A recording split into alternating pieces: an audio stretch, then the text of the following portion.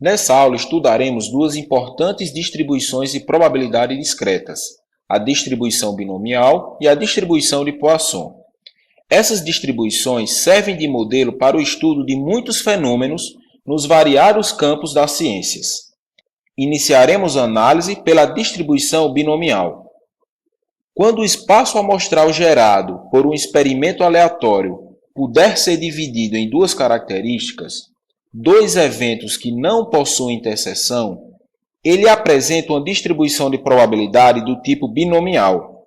Um dos eventos é chamado de sucesso e o outro de fracasso. O evento sucesso é assim chamado por ser o evento que interessa na análise. Assim, o fracasso é o seu complementar. Por exemplo, o espaço gerado pelo experimento aleatório lançar um dado pode ser dividido em dois, um deles representado pela variável número par e o outro pela variável número ímpar. Assim, a variável número par assume os valores 2, 4 e 6, e a variável número ímpar assume os valores 1, 3 e 5. Esses eventos são excludentes. Vamos supor que o seguinte questionamento seja feito. Qual a probabilidade de se obter 10 resultados pares ao lançar o dado 20 vezes? Problemas desse tipo podem ser resolvidos com a aplicação da distribuição binomial. O número de experimentos realizados é igual a 20, e o evento que se busca estudar nesse exemplo é a obtenção de um número par ao lançar o dado. Dessa forma, esse é o evento sucesso e retirar um valor ímpar seria o evento fracasso. Definindo a quantidade de sucessos igual a 10, qual a probabilidade disso acontecer? O entendimento da distribuição binomial ajuda a responder essa pergunta. Voltaremos para a solução posteriormente. Para a compreensão que um experimento gera uma distribuição binomial, algumas propriedades devem ser respeitadas. A primeira propriedade diz que deve ser possível realizar esse experimento N vezes de maneira independente, ou seja, um experimento não influencia na ocorrência de outro experimento. Tomando como exemplo o lançamento de um dado, o segundo lançamento ou o terceiro não são influenciados pelo primeiro lançamento realizado. A segunda propriedade afirma que cada experimento gera dois tipos de resultado, sucesso ou fracasso. Por fim, a terceira propriedade afirma que em um experimento, o evento sucesso possui probabilidade P e o evento fracasso, probabilidade Q. Lembre que os eventos sucesso e fracasso são excludentes e complementares, ou seja, não possuem interseção e a união dos dois forma um espaço amostral. Logo, a soma da probabilidade P com a probabilidade Q é igual a 1. Daí, Q é igual a 1 menos P. Vamos agora observar a expressão matemática da distribuição binomial. Assuma a variável x como o número de sucessos obtidos após n experimentos. A probabilidade de obter uma quantidade x de sucessos após n experimentos é obtido por essa expressão. Ela mostra que a probabilidade de obter x sucessos é igual ao produto da combinação de n em x, pela probabilidade p elevado a x, pela quantidade q elevada a n menos x. Lembre que q é igual a 1 menos p. Pode-se obter a quantidade média de sucessos pelo produto de n por p. A variância da distribuição é obtida pelo produto n vezes p vezes q. Assim, o desvio padrão é a raiz quadrada da variância, a raiz de n vezes p vezes q. Agora que conhecemos a distribuição binomial, vamos responder o questionamento do início da aula.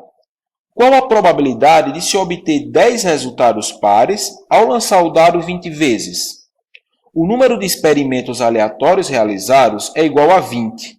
O evento sucesso, obter resultado par, possui probabilidade P igual a 50% a cada lançamento. E o evento fracasso, obter resultado ímpar, possui probabilidade Q igual a 50% a cada lançamento. Busca-se a probabilidade de obtenção de 10 sucessos. Essa probabilidade pode ser obtida pela distribuição binomial. A probabilidade de 10 sucessos é igual ao produto da combinação de 20 em 10 por 1 sobre 2 elevado a 10 por 1 sobre 2 elevado a 20 menos 10.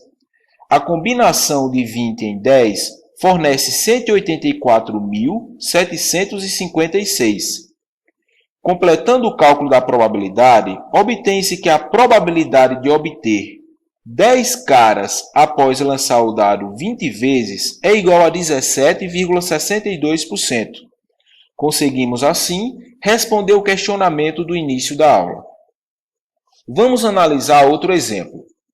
Uma moeda não alterada é lançada 8 vezes. Encontre a probabilidade de: letra A, ocorrer exatamente 5 caras, letra B, ocorrer no máximo 2 caras e a letra C pede para calcular a média, a variância e o desvio padrão da distribuição.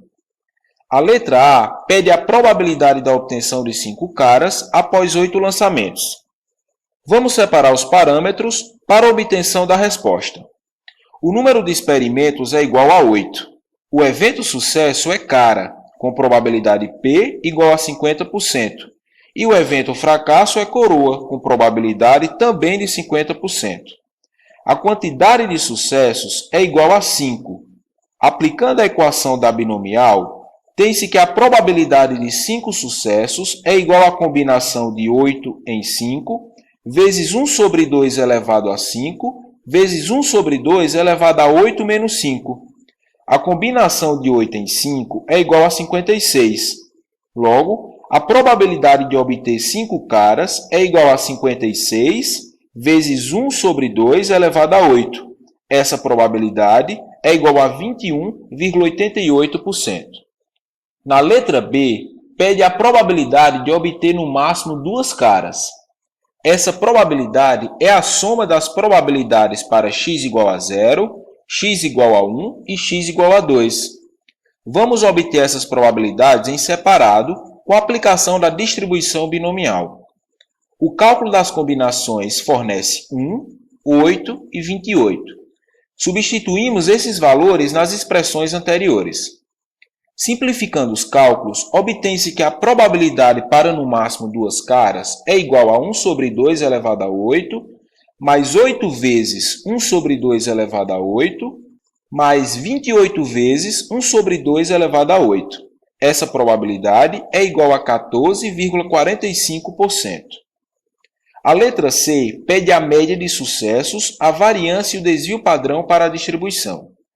A média é obtida pelo produto do número de experimentos N pela probabilidade do evento sucesso P. Essa média de sucessos em 8 lançamentos é igual a 4 caras. A variância é obtida do produto N vezes P vezes Q. A variância da distribuição é igual a 2. Por fim, o desvio padrão é obtido da raiz quadrada da variância. É igual a 1,41. O desvio padrão e a variância são medidas de dispersão. Avaliam o quanto que os valores da variável se distanciam do valor esperado, da média de sucessos da distribuição. Passaremos agora a analisar outra importante distribuição discreta, a distribuição de Poisson. Não é simples definir experimentos aleatórios que sejam associados a variáveis que apresentam a distribuição de probabilidade do tipo Poisson. As variáveis com esse tipo de distribuição analisam eventos que ocorrem em um intervalo de tempo ou espaço. Vamos observar alguns exemplos. O número de clientes que frequentam uma loja a cada hora, ou o número de casas construídas em uma avenida a cada 2 km. Ou, por exemplo, o número de acidentes ocorridos a cada dia durante o carnaval. Por fim, o número de chamadas recebidas pela polícia a cada 2 horas. Variáveis diversas podem ser citadas e uma das características que apresentam em comum é que os eventos analisados pelas variáveis ocorrem em intervalos de tempo ou espaço. Outra característica importante é que os eventos de interesse também são chamados de sucesso, assim como na binomial. Além disso, para as variáveis desse tipo, os eventos sucessos podem ser contados, mas os eventos insucessos não. Ou seja, pode-se quantificar o número de clientes que frequentam uma loja, mas não é possível quantificar o número de clientes que não frequentam essa loja. A distribuição de Poisson ajudará a responder questionamentos do seguinte tipo: qual a probabilidade de 3 clientes frequentarem a loja em um período de 2 horas e meia? Veremos então como proceder para buscar essas respostas. Para a aplicação da distribuição de Poisson, algumas propriedades devem ser consideradas. A primeira propriedade estabelece a necessidade de assumir que a probabilidade de um evento é a mesma em todo o intervalo de tempo ou espaço. Por exemplo, se a variável é o número de casas construídas em uma avenida a cada 2 km, devemos assumir que a probabilidade de construir uma casa no primeiro quilômetro é igual à probabilidade de construir no quilômetro 2, ou no terceiro quilômetro, ou em qualquer quilômetro analisado. A probabilidade é a mesma em todo o campo de observação. A segunda propriedade afirma que o número de eventos que ocorrem em um intervalo de tempo ou espaço não interfere no número de eventos que ocorrem em outro intervalo de tempo ou espaço. Por exemplo, ter 3 casas construídas no primeiro quilômetro nada interfere na quantidade de casas construídas no segundo quilômetro, ou no terceiro quilômetro, ou em qualquer outro intervalo analisado. Vamos então entender como utilizar essa distribuição para calcular probabilidades. A probabilidade de obter uma quantidade de sucessos x em um intervalo de tempo ou espaço, denotado por t, é dada pela seguinte expressão, que representa a distribuição de probabilidade de Poisson. Assim, a probabilidade de obter x sucessos é dada por essa divisão. No numerador, o produto de lambda vezes t elevado ao número de sucessos x, vezes o número de Euler elevado a menos lambda vezes t. No denominador, tem-se o fatorial de x. O lambda representa o número médio de sucessos no tempo ou espaço. O valor lambda é um parâmetro previamente conhecido para a variável em análise. Para a aplicação da distribuição de Poisson, esse valor médio precisa ser conhecido. É um valor que norteia o cálculo da probabilidade de Poisson. A média de sucessos no intervalo de tempo ou espaço em análise é dada pelo produto lambda vezes t, mesmo valor presente na expressão mostrada anteriormente. A variância da distribuição também é dada por lambda vezes t. Assim, o desvio padrão é obtido a partir da raiz quadrada da variância. Vamos observar um exemplo. Certa corretora de imóveis aluga apartamentos a uma média de 5 por mês. Para um período de 3 meses, calcule as probabilidades de: letra A, alugar somente 4 apartamentos. Letra B, alugar somente 8 apartamentos. E na letra C, alugar mais de um apartamento. Na letra A, é pedida a probabilidade de alugar somente 4 apartamentos. A média de 5 apartamentos por mês é o valor de lambda, parâmetro previamente conhecido.